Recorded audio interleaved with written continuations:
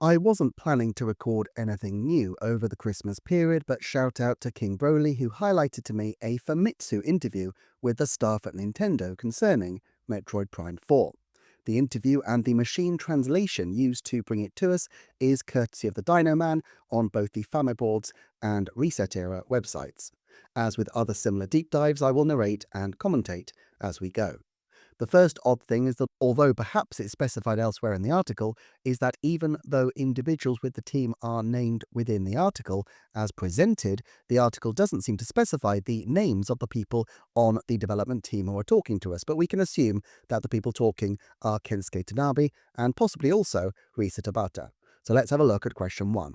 Please tell us about the development process for this title. The development team say, the project began when we received a development request from Nintendo of America. They asked us to create a numbered entry, a mainline title in the Metroid Prime series. We aimed to create a game that preserved the essence of Prime while also delivering new experiences. Simultaneously, we wanted to center the story around the relationship between Samus and Silex, something we had planned to explore in a future title. End quote. Okay, already I'm intrigued because this request for the game came not from Nintendo in Japan, but from Nintendo of America, which means in effect that Reggie resurrected Metroid Prime. We're so used to these kinds of initiatives being driven by the Japanese-based NCL, and I'm sure Japan were involved in the discussions very heavily, but it's rather curious that this is framed as being something specifically requested in the West. The next question unpicks some of the problems in development. Famitsu say, what were the most challenging aspects and the points you focused on most during the long development period? The development team say, the project changed development companies midway and we had to restart at Retro Studios. However, Retro Studios didn't have the infrastructure in place to develop a Metroid Prime title at that time, so we had to start by building that foundation. Additionally, while we outsourced background models and cutscene creation, producing background data alone required numerous subcontractors. This involved selecting those companies initially and managing them throughout. Our progress management staff were incredibly helpful in balancing both schedule and quality. We're grateful to them. We're also thankful to the many studios that created the data. The key point we focused on was getting new staff to understand our production philosophy. It took time for them to grasp that we weren't just making a game, but building a player experience, and especially to understand the sense of pause and space, that is so characteristic of Metroid Prime. Ultimately, I believe they came to understand this Japanese concept of itself. End quote. Now, given the consternation over Miles Mackenzie's interruptions, I can understand why some people may feel that the concept of wasn't fully internalized, but I do think there are quite a lot of these moments in the game all the same. I do like the delineation here of building not just a game, but a player experience. Whether they were effective in this endeavor, people will have their own views on, but it strikes me as an optimistic encapsulation of what Metroid Prime games have been in the past, and we can hope they'll achieve in the future. It's also interesting that they've addressed specifically the number of subcontractors. As I've mentioned before, this isn't uncommon for significant Nintendo titles. Tears of the Kingdom has twice as many contractors if I recall, but it does show that they lacked a consistent group. I've also speculated before that if cutscenes were created before certain things were finalized in terms of the gameplay sequence, it might have hindered the ability of the developers to make changes. It also makes me wonder, given that they mentioned background specifically as needing extra support, whether this links to the fact that Fury Green is a relatively short area and the desert is fairly bland, if they lacked the resources to really give these an extensive focus, and so decided, particularly with Fury Green, just to have one smaller but absolutely gorgeous area as opposed to something sprawling where the lack of consistent backgrounds might have become more of an issue. Anyway, let's move on. They say, it's been 18 years since the last numbered title. Were there any changes you consciously made to reflect the times?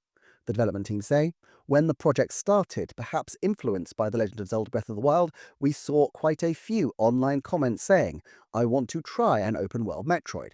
However, the core element of gaining Metroid abilities to expand your range of action doesn't mesh well with an open world where you can roam freely from the very start. Therefore, we decided to create limited areas of freedom and connect other zones via hubs.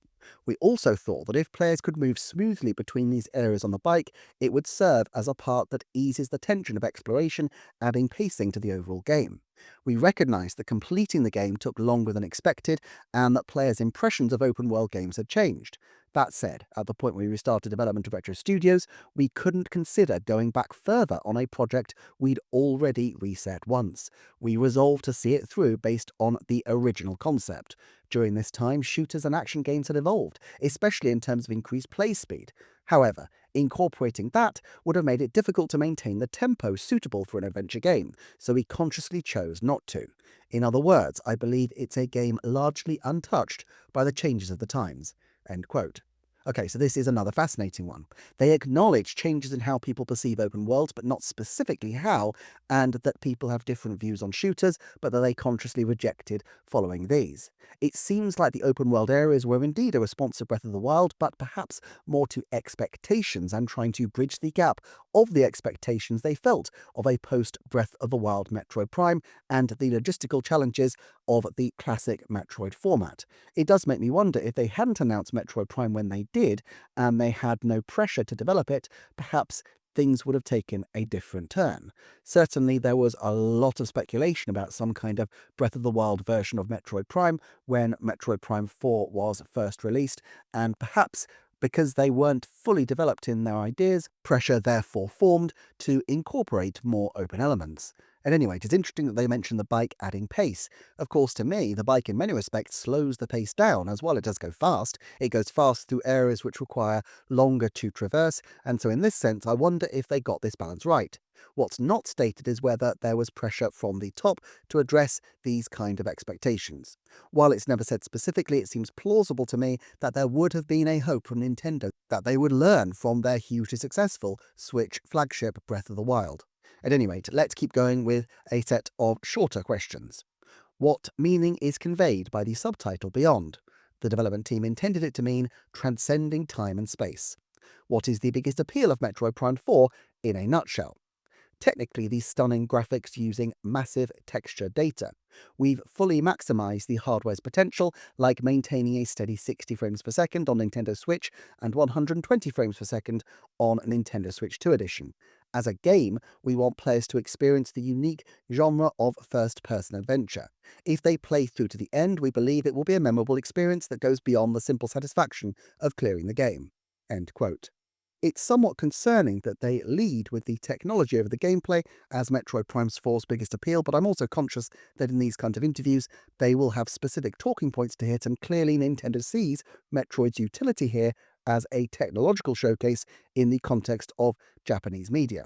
It's a pity, frankly, that they couldn't be a bit more effusive about the other elements of the game, which I personally would have wanted to highlight in their shoes, including the intricate worlds, the monsters, the atmospheric sound design, and even, especially given it's a Japanese audience, the new cast. I know that might not be of appeal to many people in the West, but I suspect it has a higher cachet in Japan.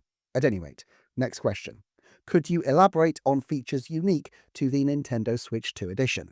Specifically, what did you focus on when adjusting the feel of the mouse controls?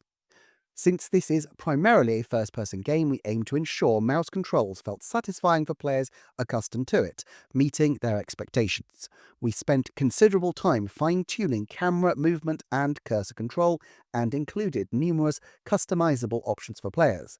However, as we learned more about the Joy-Con 2's capabilities, we realized that the seamless switching between the mouse and stick controls would be a truly unique and excellent experience for the Nintendo Switch 2. Consequently, we dedicated a significant portion of our development time to creating technology that automatically distinguishes between mouse and stick inputs, minimizing unintended actions. The team worked extremely hard to make this control scheme the best it could be, so we were very happy to see such positive reactions at the Nintendo Switch 2 Experience event. We look forward to more people experiencing this control scheme after the game's release. End quotes. It's not surprising that they took a lot of time on the control scheme, but it does make you wonder how much this took from the rest of the development effort. We know that the Switch 2 entered development in 2019-20, but that the tech team had considered a mouse mode implemented into Joy-Con before, even though it wasn't originally part of the Switch 2 brief, and it just came up during the planning as something that they had experimented with and could now implement. Therefore, it seems unlikely that mouse mode was baked in from day one of Metroid Prime 4, back when it was a Switch game, and this would presumably have extended the scope of the project further, especially given the urgency that Metroid Prime 4 be the premiere demo for the mouse mode on the new system. It probably depends at what point they decided to put Metroid Prime 4 as a launch Windows Switch 2 title, although I guess this was probably relatively early on in the Switch 2's conception. It's not clear what a significant portion of time means here, but with debugging alone for a new control system, I imagine it would have ballooned the development time by quite a bit. Just a crazy idea, but what if Metroid Prime 4 was functionally complete at an earlier stage, but extensive testing around the implementation of mouse mode was what delayed it? Presumably, they had the Nintendo Experience sections working, but they may well not have had every implementation of mouse mode through the game be as smooth, which could account for why it seems like the game was targeting earlier in the year and yet released at the very latest point in the beginning of December. Anyway, next question. When creating Planet Viros, what aspects did you pay particular attention to? The development team reply, the staff in charge of art and environment construction put a lot of effort into how to express the otherworldly jungle in Fury Green, the first area you explore. Of course, we believe the other areas also have unique environments. In particular, the visualization of the Lenormand culture, symbolized by its structures, showcases the exceptional talent of Steve Berg, who is in charge of concept art and is characterized by a sense of unity and elegant curves. End quote. I like when they credit specific people here, although it's a pity not to have more details. At any rate, next question. Please tell us the reason for adopting the new psychic ability elements in this title and any points you focused on. While playing with the prototype, we came up with the idea of controlling the charge beam. We had it programmed and tested and determined it would add a new layer of gameplay. But then we asked, what makes Samus capable of this? That led us to tie it to psychic abilities. Later, when development was transferred to Retro Studios, we asked them to add other ideas for psychic abilities. End quote. This is essentially what I suspected earlier, that a new gameplay mechanic was devised for Metroid Prime 4 and that these became the psychic abilities. Adding other psychic abilities makes sense, and frankly, while controlling the charge beam is okay, I think the other psychic implementations often work better. It will be interesting to see if they feel that this is worth incorporating to future titles if and when they appear. I suspect not personally, since there's only so many ways you can use a control the charge beam puzzle, as the game itself seems to demonstrate, but who knows. A new element is the bike-like vehicle, Viola. Please tell us the reason for adopting this element and any particular points you focused on. Also, are there any tips for mastering it? When we conceived the freely navigable area, Sol Valley, the issue of movement speed arose simultaneously. Walking across vast areas, even with freedom of movement, can become stressful. While Samus possesses high speed abilities like the Boost Ball and Speed Booster, we determined that riding a bike was the optimal solution to satisfy both the perspective of moving freely and quickly across large areas and the perspective of looking cool. The key point was achieving that purely enjoyable feeling of just piloting it. Retro Studios programmers and game designers fine-tuned this, and we felt it resulted in a satisfyingly responsive feel. Furthermore, the map creation team crafted maps with varied terrain that truly let you experience that responsive feel. Once you can freely control the drift for directional changes, it allows for both that satisfying feeling and the necessary gameplay responsiveness. End quotes. So the map creation team don't have specific credits in the Metroid Prime 4 credits, but it's kind of weird that they talked about the varied terrain, which by definition a desert really isn't, though I suppose there are undulations, obstacles, and such like within it. I think people who have talked about the bike aiming to inspire a flow state on its own are right, and given the reference to this bike needing to be an interesting one for its own sake, I can see what they were kind of going for, even if I'm not completely sure it worked. As for looking cool, this seems like an odd choice for a Metroid title, but this isn't unusual for Nintendo developers to phrase things in this way. In actuality, Tanabe has mentioned that Mad Max was an inspiration for Dylan's Rolling Western, and it seems plausible the same influence drew him to the desert here. Next question. Any tips or advice you'd recommend players keep in mind when tackling this game? For those new to the Prime series, focus on scanning. It expands the game's world and helps with puzzles and boss battles. We also recommend saving frequently at save stations. Please tell us what you can about the timelines of this game. I assume it takes place after Metroid Federation Force, but how does it relate to the other games? It's set after Super Metroid and before Metroid Fusion. However, since Samus has jumped to another dimension beyond time and space in this game, you won't need to worry about the timeline going forward. We deliberately set it up that way. We wanted to allow for a free and unique setting for Metroid Prime without affecting the 2D Metroid series. End quotes. I do wonder if this was also a consequence of Sakamoto not wanting the Prime team on his lawn after they utilised the Chozo heavily in Prime 1 and were asked to move to different characters in the second one. Also, Fusion introduces continuity elements not resolved until Dread, so I guess the slot after Super Metroid is the last really clean one. I don't recall the details of the timeline well enough at this point though, but it does seem a little odd because as far as I recall, the Metroids were pretty much wiped out between Super and Fusion, and yet, of course, there are Metroids in the very beginning of Prime 4 Beyond. Then again, I probably need to revisit Metroid Fusion, as it has been a very long time since I played it. Anyway, this next section has potential, if vague, plot spoilers, both in the interview and to some degree in the discussion that follows. If you haven't finished the game, I would strongly recommend that you leave the interview at this point. On Silex's creation. When developing Metroid Prime Hunters, the game designers at Nintendo Software Technology, the development company, came up with concepts for each hunter. Among them was the idea that Silex harbours hatred toward the Federation and Samus. At the time, I specifically asked them not to decide on the reason behind it. I did this so that if I ever wanted to create a game centered around that reason, the existing concept wouldn't become a hindrance.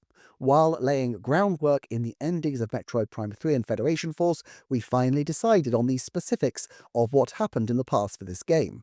That's the footage Samus sees, resonating with Silex's consciousness, like the occasional flashbacks. Due to his self-righteous and narrow-minded nature, Silex came to resent Samus and the Galactic Federation. The suit design, while based on the original colours and design, was redesigned by Retro Studios artists. In terms of lore, we established that the Galactic Federation modified the suit using nanotechnology. I believe it resulted in a more refined and stylish design. End quote.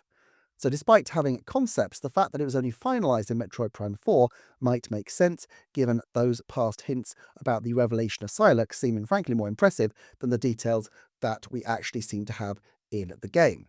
I also think it's intriguing that he mentions that they finalised the ideas around Silex towards the end of Metroid Prime 3, which again feeds into my earlier speculation that the basic concepts of Metroid Prime 4 are very old indeed and probably go back to 2006 and 2007 when Metroid Prime 3 was wrapping up and Tanabe was considering where a future game would go, even if at that time it wasn't imminently likely. Next question then. This time, while we've prepared plenty of these quintessential Metroid moments of solitary exploration, we've also incorporated cooperation with the Galactic Federation forces. What was the intention behind this? The development team say, in our approach to game design, we often start by setting the theme we want players to experience in that title. Normally, when players clear a game, they press the A button without hesitation, right? But for Metroid Prime 4, we wanted to make them feel hesitation and conflict there. That's why we decided to have Galactic Federation soldiers also be transported to planet Vuros. With that foundation, we then considered how the soldiers should behave within the game to feel realistic. Rather than examining specific elements one by one, like adding escort missions or engaging casual users, we determined each character's AI and event specifications to evoke the feeling. If a character is cowardly, they'll be weak in combat, so you have to protect them, right? End quote. This is confirmation of what we basically already knew, which is that Federation Force came from Tanabe. Even though he frames this as not an escort mission so much as naturally feeling like you need to protect another character, the fact is that these are effectively escort missions as presented, because if they die, you die. The comment about pushing the A button without hesitation when they clear a game seems to refer to a very significant moment at the end of the game, making it appear that this section was his idea from the very, very beginning and that they wanted this sense of unease. Now, this is not completely incompatible with my earlier speculation on how the ending might have changed, which I won't mention in this video, but it does seem plausible that they retrospectively built all the rest of the world following the idea of exactly how this game would end. However, I'm not quite sure why, unless this is some deep play for a subsequent game, that this was necessary personally, as it is, to me, a slightly odd and discordant note. It's an interesting idea, certainly, but I'm not quite sure what their deep intentions were, and I hope at some point that they will explain a little more about why they chose this specific ending. Famitsu's next question. Starting with Mackenzie, the Galactic Federation characters are designed to feel relatable as players progress through the game. What did you prioritize in their personality and dialogue? The development team respond. We decided on the characters' personalities based on their roles. Since Mackenzie the engineer also served as the game's guide, we wanted him to have a bright and light-hearted feel. We wanted him to be skilled at developing items, so we made him a talented technician, but to keep him from coming across as obnoxious, we made him a bit absent-minded and timid. For the sniper Takabe, we imagined a hunter who is quiet, solitary, and has a mysterious aura. He often acts alone throughout the game, so we made him that kind of character. Sergeant Duke and Private Armstrong are like a stubborn old man and a girly girl. Their conversations and acting were designed to make the contrast between the two seem endearing.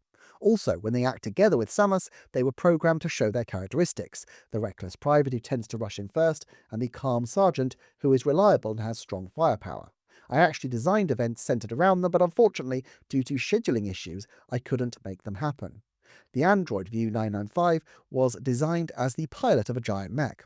Since the other characters have strong personalities, we deliberately opted for a robotic, inorganic expression for him. A personal point of focus was that he can launch multiple missiles simultaneously from his shoulders. I specifically asked the animator to depict their trajectory using a pattern common in Japanese anime. Their dialogue was handled by Retro Studios writers, and their acting was supervised by Retro Studios movie staff. They handled everything with great care and enthusiasm, including several retakes, and we implemented many of their suggestions. Furthermore, the Japanese dialogue wasn't simply translated, it was simplified to fit the game while expressing each character's personality, and rewritten to sound more realistic and natural. This wasn't done by a writer, but by game designer Taro Kodo. End quote. Now, Taro Kodo has worked on many games, including Super Mario RPG and many of the Paper Mario titles, so he has a lot of history with Kensuke Tanabe. I guess Retro being blamed specifically for the now infamous cubicle fill line, but of course the overall trajectory was set by Japan.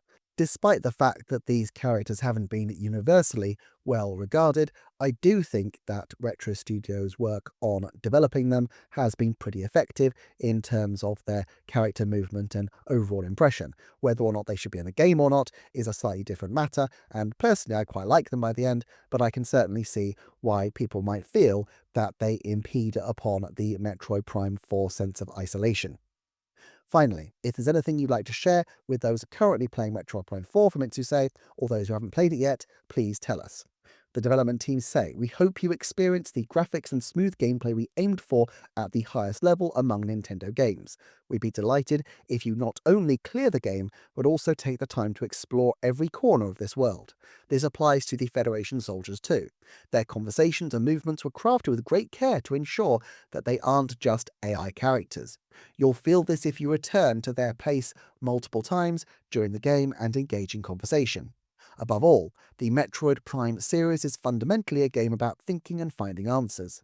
That this philosophy extends even to combat, symbolized by the boss battles, makes it perhaps a rare gem in today's gaming landscape. Yet we believe this captures the true essence of what makes games fun. Metroid Prime 4 Beyond combines visceral excitement with the intellectual satisfaction of discovery, creating an experience you will remember. We sincerely hope you'll give it a play. End quote. So finally, at the end, they give the game the kind of push it feels like it needs, although they're still leading with graphics and smooth gameplay. I suspect the focus on the conversations might have been particularly with the Japanese audience in mind. All told then, an interesting interview which shows some of the struggles of the development, including the progression of psychic powers, the way they coped with the requirements of an open world, and the length of time that was taken to implement mouse controls. What this might augur for future Metroid Prime games is probably a topic for another time. Thanks to the channel's Patreon supporters, thanks for watching, and I shall see you next time for another Nintendo Forecast.